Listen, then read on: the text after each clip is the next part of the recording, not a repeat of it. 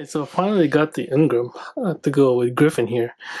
So yeah, this is the Unit 2 and Unit 3. Well, you can interchange between the two. But yeah, let's take a look at this box first. There's not much here. Another nice couple shots of the Ingram. Not much on this side. And then that's it for the top.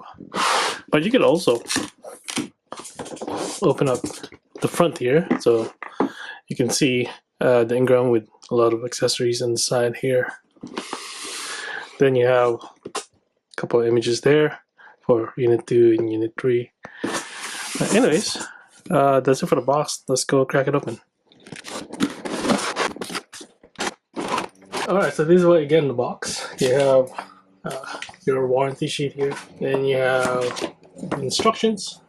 It catalogs all the accessories and stuff. Also shows you like things to watch out for articulation. You can change the battery for the lights. Obviously, being able to replace like the head and all that to switch between Unit 1, Unit 2. And yeah, it shows you the gimmicks and then how to use the crappy stand. Well, actually, I don't know. We'll see how it is. At the bottom layer, you have the stand here. It's the same stand as the one that comes with Griffin. And then you have the unit itself in here. There's definitely a lot more accessories here. You have 4 pairs of extra hands. Then you got some weapons, extra shoulder armor, extra head, 2 pilots, shield, more weapons. So definitely a lot more accessories than Griffin.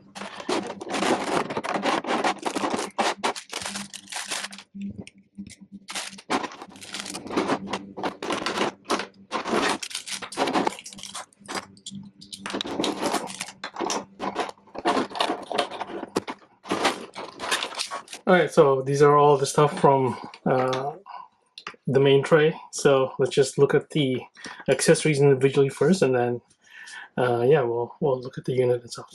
So first up is this palette here. Is the chunkier one. I can't remember the name. It's been a while, but anyways, I mean definitely small, but you can see it's fully painted. A lot of details. That's nice. And you have this autopilot.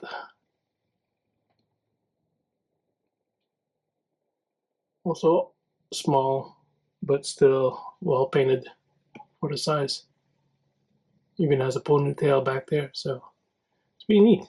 Then you have this shoulder pads or shoulder armor for the Unit 3 if you want to replace it. Even the lights can be replaced here, so you can put the what do you call this? The light electronics inside, which is funny because this are the same, so I don't know why they even bother giving you a new. So this goes on the crotch, yeah. So you can replace it and just 2 extra ones. And then the extra head that's fully covered up, so that's pretty nice. Number 3. You can see there's 3 on both sides. And then this face with a smaller slit for the eyes compared to that's what's already on the unit. Spare antenna just in case you break it. A nice revolver in gunmetal gray, obviously, with brown for the stock or grip. That's pretty nice. It's very detailed considering how small that is. And a shotgun. I don't know what gauge this would be on, for this scale, but it has a foldable buttstock. So that's very nice. Oh, you know what? You can also rack the fore end here. That's pretty nice. Really nice. Nicely detailed.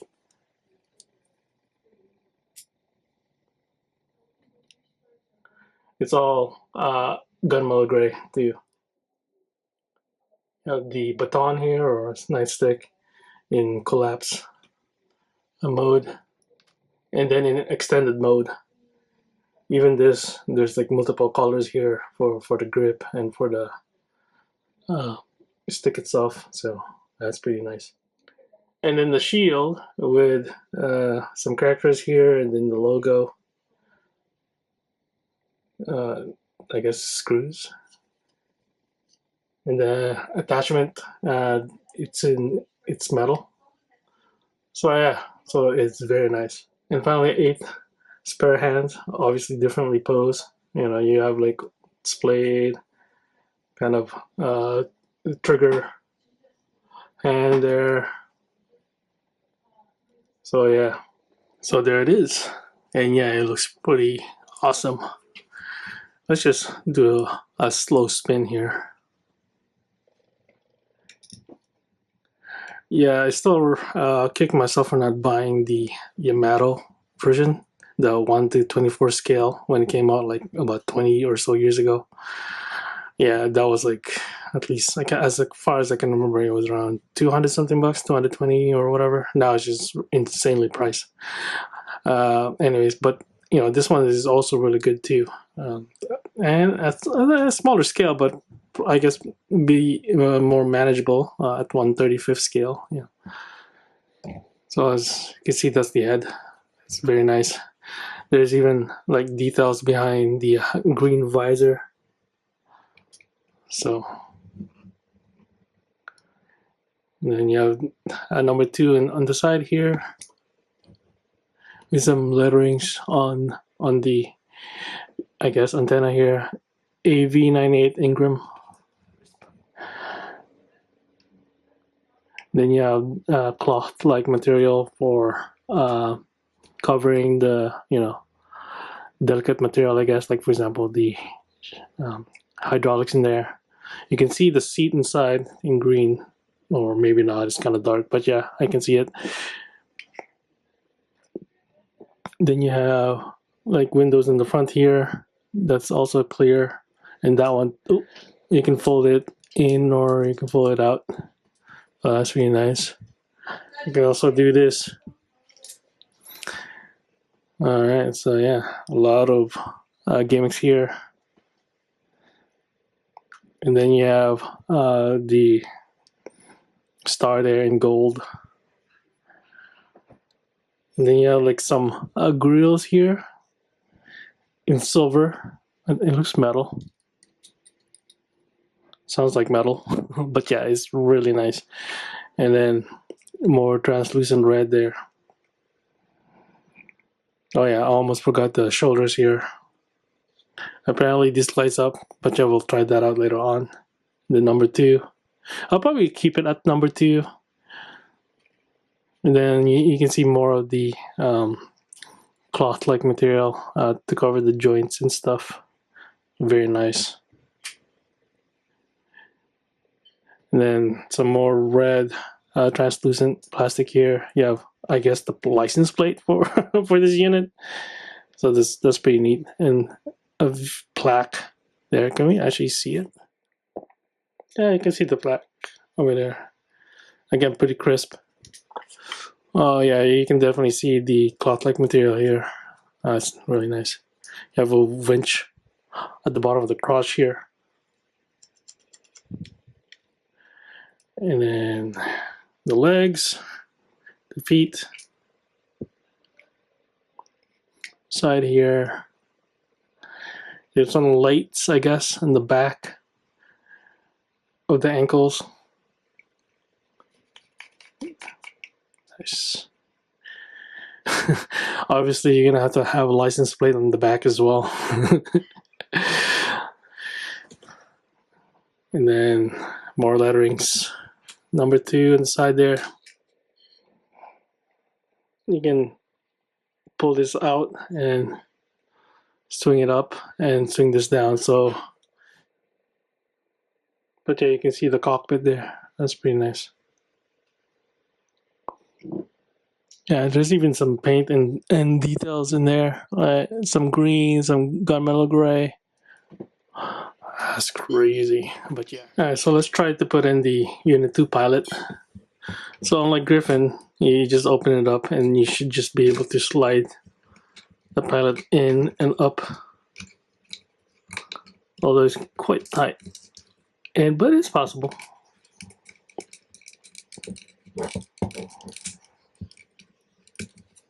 There you go. And as you can see, his feet are on the pedals. So, and then when we close this, push that in. And yeah, he's in there. Even has the pop-up visor there. You can also put the revolver in here, and then as you can see when you open it, yeah, so you would put the revolver in there. There you go. That was easier said than done, but it's in there, pretty secure. And then when you close it, it will slide down. That's pretty neat. See, goes up, down. And then on the arm here, we can put the shield, but you would have to remove this covers. It's kind of, how are they? Oh, okay. You can just use the fingernails actually. And you can grab the shield and just slide right in like this. Cool. You can also grab the stick here and shove it into the shield.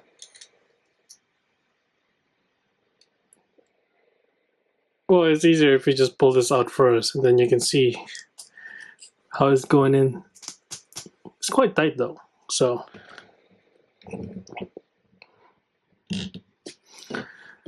Now, as for the shotgun here, there's nowhere to put it on him. I thought this thing was a place for it, but doesn't make any sense. So let's replace the hand with, forget about this one. You can actually extend this.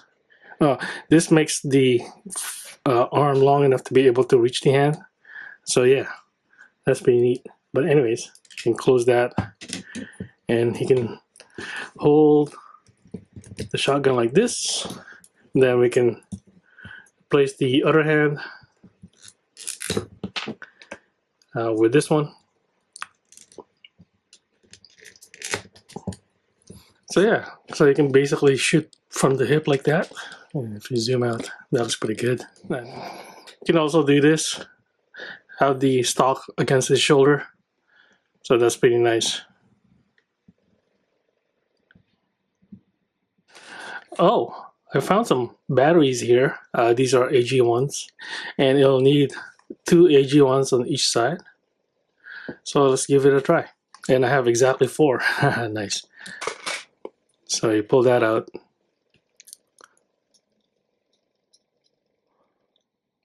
You have these electronics here. As you can see, there's 2 slots for the batteries, and then on the other side you just have some chip there. So yeah. So I slide it in. Oh, it lights up. All right, let's go put it in. So the same way, we'll just put a positive up. Go test it. Yeah, it lights up.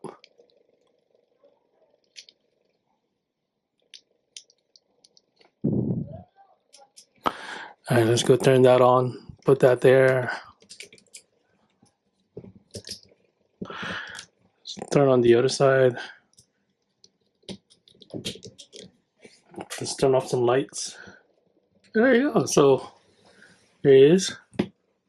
Well, it's daylight, so I can't really turn off all the lights. But anyways, it's still pretty bright, so you can see. Turn around in the back. It lights up on both sides. So yeah, that's very neat. That's awesome. Anyways, that's it for the lights. All right, so let's check out the articulation. So for the head, you can go all the way around. It's in a bowl joint, I believe. Yeah, so, and you can even do this, so it's kind of like a chicken head. So that's pretty neat. For the shoulders, you can obviously move this shoulder piece up like that. Anyway, so you can do that. So it's pretty good. And then you can rotate the arms like this. It's somewhat limited because of the obviously the cloth-like material there. You know, you can't just twist it all the way because obviously you can see that it's being stretched like that. But yeah, so same thing when you're rotating the arms here. I mean, it's almost 180 or whatever, but it's, you know, you can't do all the way around. You can bend the elbows more than 90 degrees, and this thing will stretch. So that's pretty good. Obviously, yeah, those things are pretty loose, like the lights there. But anyways, let's just leave it for now. Obviously, the hands can go all the way around. It's the bulger. You can pull it out to replace it. Again, you just have to be careful when you're moving things around not to scratch itself. She wants to play.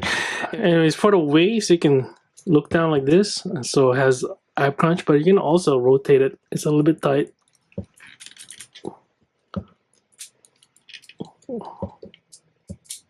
Yeah, it's very scary because it's like it's very reluctant to turn, but anyways, it does turn, albeit limited. And obviously try to avoid the you know, the plastic. And for the hips, there's actually 2 joints in here, so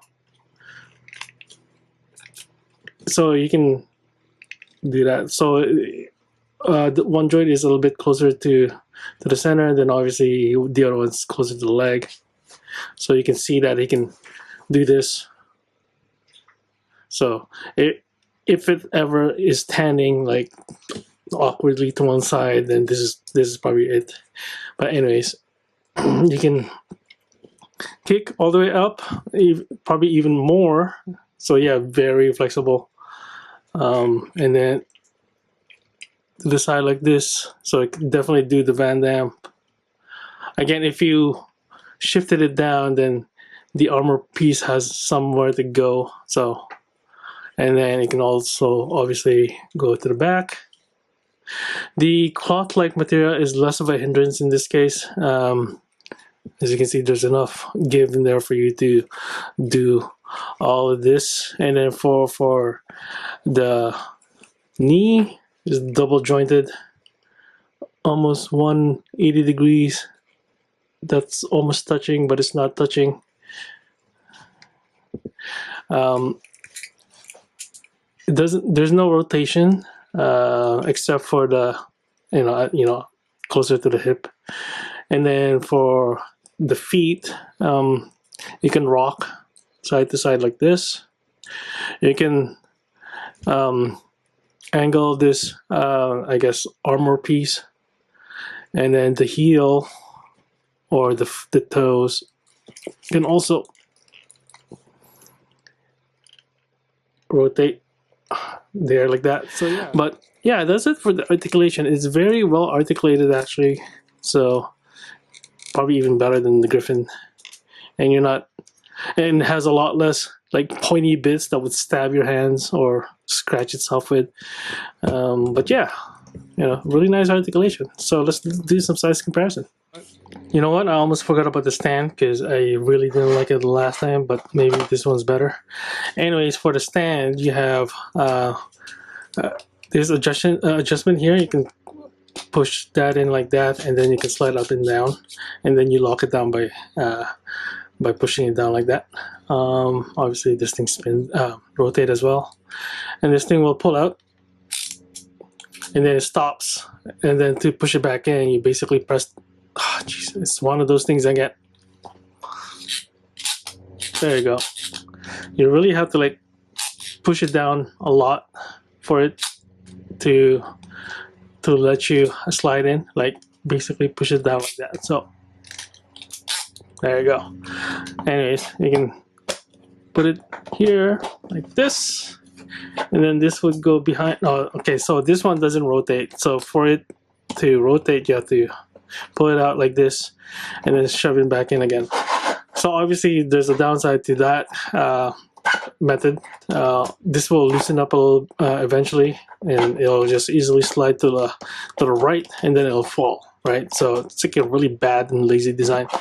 But anyways, you pull this out. There's the rear license plate, and then you have a slot there for the stand.